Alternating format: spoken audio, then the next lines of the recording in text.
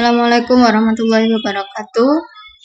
Materi yang pernah kita pelajari sebelumnya ada notasi sigma, terus merancang formula hasil penjumlahan bilangan asli, dan tentang prinsip induksi matematika.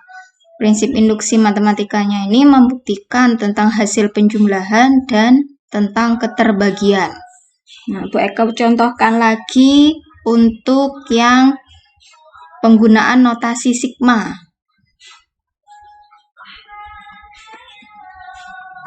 Di sini biasanya soal notasi sigma itu tentang menuliskan bentuk penjumlahan bilangan asli menjadi bentuk notasi sigma, yaitu simbol sigma yang menyingkat tentang penulisan penjumlahan bilangan asli yang panjang. Contohnya 1, gede banget.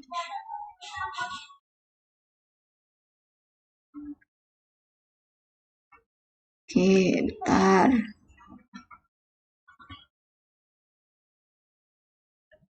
Contoh dulu ya. Contoh untuk yang pertama. Misalkan ada penjumlahan bilangan asli 1, 3, tambah 5, tambah 7, tambah 9, tambah 11, tambah 13, tambah 15, sampai tambah 17. Nah, bagaimana cara menuliskan penjumlahan bilangan asli berikut ini menjadi bentuk notasi sigma? Maka perlu kita cari dulu rumus suku ke n-nya. Jadi notasi sigma itu yang seperti ini. Bentuknya seperti E. Di sini ada batas bawah dimulai dari bilangan asli berapa sampai urutan ke berapa, urutan ke n misalnya. Nah, di depan sigma dituliskan rumus suku ke n-nya. Rumus suku ke n ini didapat dari mana? Dari model-model atau rumusan dari bilangan pertama yang sama dipakai untuk bilangan selanjutnya. Dari 1 ke 3 ini berarti selisihnya 2. 3 ke 5 selisihnya juga 2. 5 ke 7 selisihnya juga 2. Dan seterusnya selisihnya selalu 2. Nah, kalian pasti ingat tentang barisan aritmatika dulu. Kita gunakan itu untuk mencari UN. Nah, UN-nya untuk N yang pertama, N1, nilainya kan 1. 1 itu sama dengan 2 kali 1 dikurangi 1. Untuk N sama dengan 2. Di sana ada 3. 3 itu dari mana? Dari 2 kali 2 dikurangi 1. Terus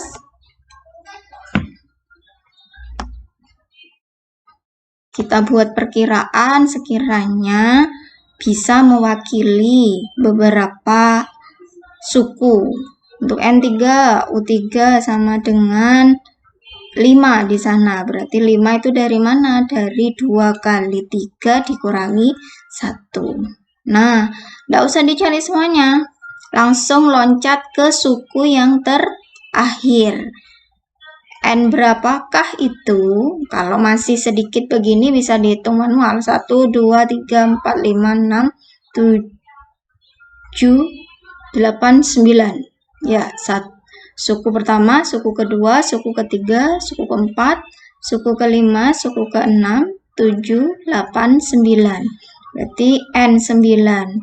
U9 nilainya 17. 17 dari mana? 2 kali 9 dikurangi 1. Berarti bisa disimpulkan secara umum. UN-nya 2N min 1. UN digunakan untuk notasi sigma. Nah, berarti di sini menuliskannya sigma.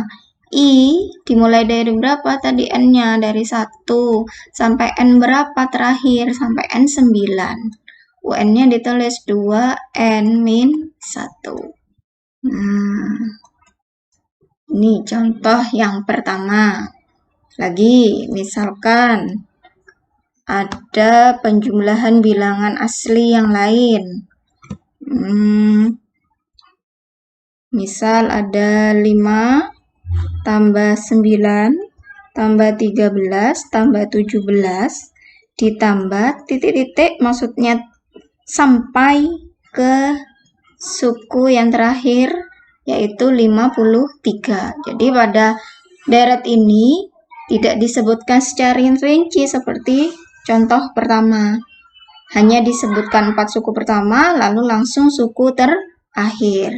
Sama prosedurnya seperti tadi, kita cari dulu rumus suku ke N untuk ditaruh di depan notasi sigma. Untuk N yang pertama, N1. U-nya adalah 5. Nah, kita hitung selisihnya ke suku 2. Berapa ini? 4. 9 ke 13 juga 4. 13 ke 17 juga 4.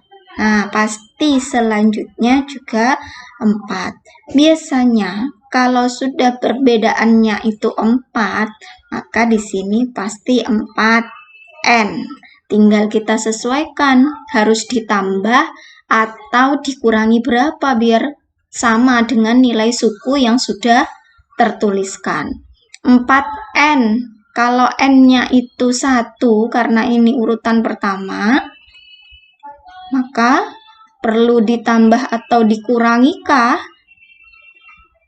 dengan bilangan lain?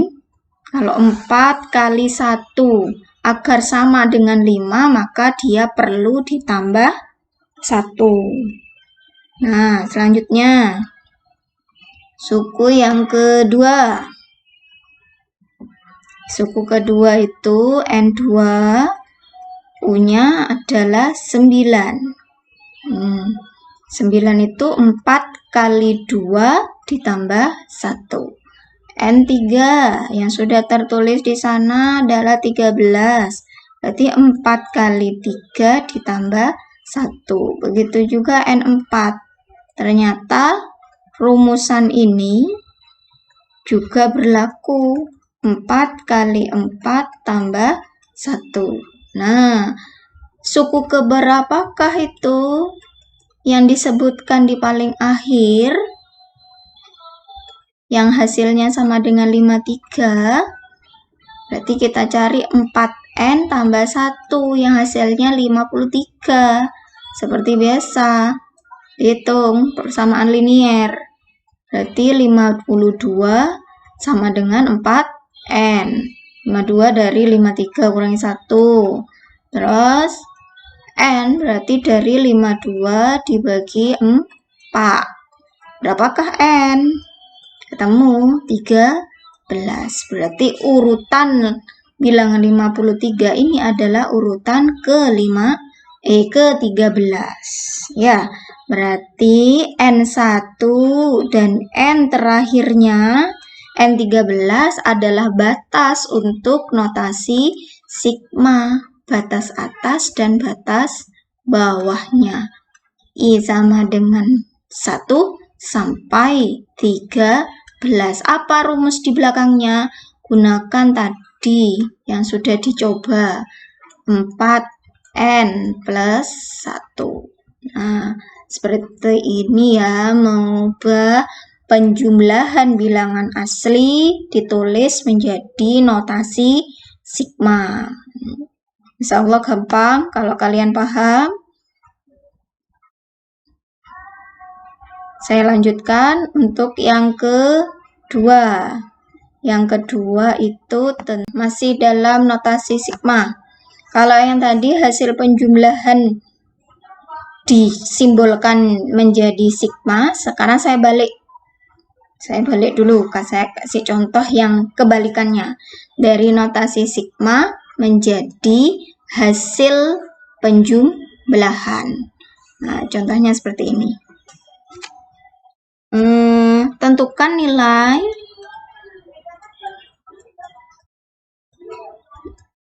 hasil dari sigma I sama dengan 1 sampai 10 untuk 2I plus 3. Nah, bagaimana menghitungnya? Namanya notasi sigma, definisinya kan penjumlahan. Ya, hasil penjumlahan. Berarti kita jalankan batas bawah sampai batas atasnya ini ke rumus suku yang ada di depan sigma. Dimulai dari I1. Berarti kita tulis 2 kali 1 tambah 3. Ditambah. Setelah I1, I2, 2 kali 2 tambah 3. Lanjut sampai batas yang terakhir. 2 kali 3 tambah 3. 2 kali 4 tambah 3 ditambah. Nah, seterusnya ya. Sampai I yang ke-10.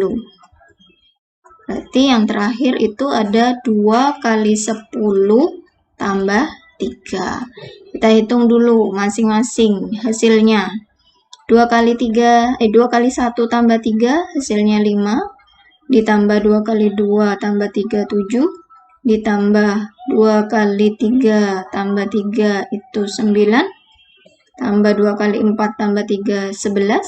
Dan seterusnya sampai yang terakhir adalah 23. Kalau kalian perhatikan, 5 ke 7, 7 ke 9, ini selisihnya selalu 2. Begitu juga 9 ke 11 juga 2. Berarti seterusnya sampai ke 23 ini juga 2.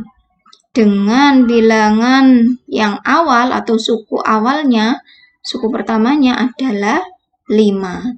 Jadi langsung hasilnya pakai rumus barisan aritmatika yang pernah kalian pelajari. Langsung N per 2 kali A plus UN. Ya. Jadi rumusnya SN itu N per 2 kali A plus UN. Berapa N-nya? Sudah disebutkan di sigma tadi. Kalau I-nya dimulai dari 1 sampai 10 berarti N-nya adalah 10. S10 dari mana? 10 per 2. A-nya tadi yang paling awal, suku pertama 5. UN adalah yang paling akhir. Ini UN.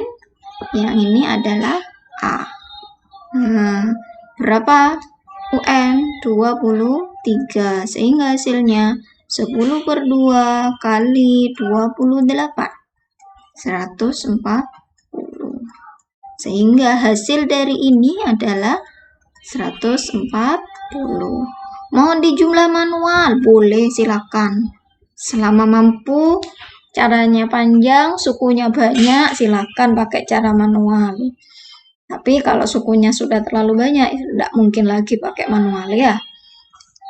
Satu lagi untuk hasil penjumlahan notasi sigma. Misalkan ada tentukan nilai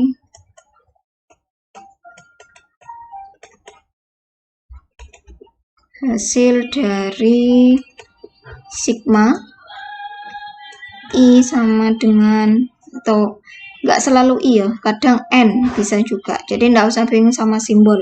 Pokoknya yang di bawah sigma itu adalah batas bawah, yang di atas adalah batas atas. Misalkan dimulai dari 3, diakhiri ke 7. Rumusnya adalah 3N plus 1. Nah, berapakah hasilnya?